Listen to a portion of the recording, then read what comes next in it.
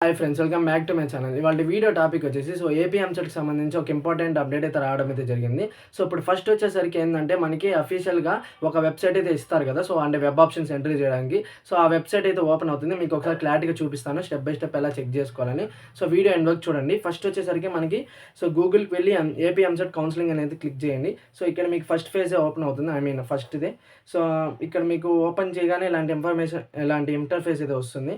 First వచ్చేసరికి మీకు ఇక్కడ డీటెయిల్డ్ నోటిఫికేషన్ అయితే ఉంది కదా! దాని మీద క్లిక్ చేసుకుంటే ఏందంటే, ఇప్పుడు నేను ఆల్రెడీ ఒకసారి చూపించాను కదా! అఫీషియల్ నోటిఫికేషన్ అయితే వదిలారు. ఇక్కడ మీకు క్లారిటీగా ఒకసారి చూపిస్తాను చూడండి. ఇక్కడ ఏందంటే మనకి ఇప్పుడు ఫీజ్ ఎంత ఉందో కూడా చెప్పబోతున్నా. రిజిస్ట్రేషన్ ఫీ రేపైతే మనకి రిజిస్ట్రేషన్ ఫీ అయితే ఉంటుంది. రేపైతే మీరు ఫీ కట్టేసి మనకి రిజిస్ట్రేషన్ అయితే ఓపెన్ చేసుకోవాల్సింది అయితే ఉంటుంది. అది ఎలా చేయాలని క్లారిటీగా వీడియో చేస్తా కాబట్టి సబ్స్క్రైబ్ చేసుకోండి. ఫస్ట్ వచ్చేసరికి ఇక్కడ మీకు కనిపిస్తే ఓసీ అండ్ బీసీ క్యాండిడేట్స్‌కి ఓసీ అండ్ బీసీ క్యాండిడేట్స్‌కి 1200 అయితే ఉంది ఫీ అనేది.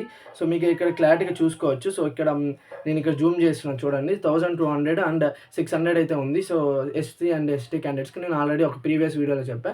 అలాగే ఉంది. అలాగే నెక్స్ట్ వచ్చేసరికి మీకు ఇక్కడ క్లారిటీగా చూపిస్తాను. ఇక్కడ చూసుకోవచ్చు లిస్ట్ ఆఫ్ హెచ్‌సీఎల్ సెంటర్స్ అని ఒక వీడియో చేస్తా అన్న.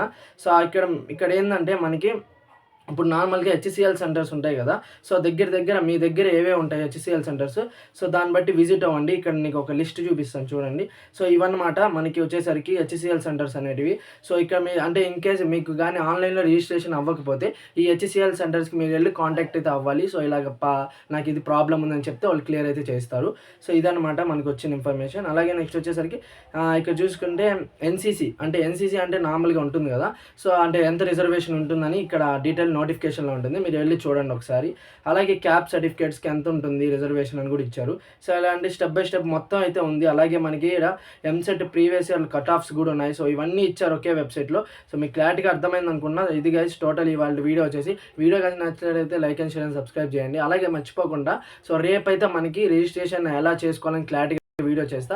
మిస్ అవ్వకుండా ఉండాలంటే మాత్రం కింద సబ్స్క్రైబ్ బటన్ హిట్ చేసి మన ఛానల్‌కి సపోర్ట్ చేయండి. See in the next one.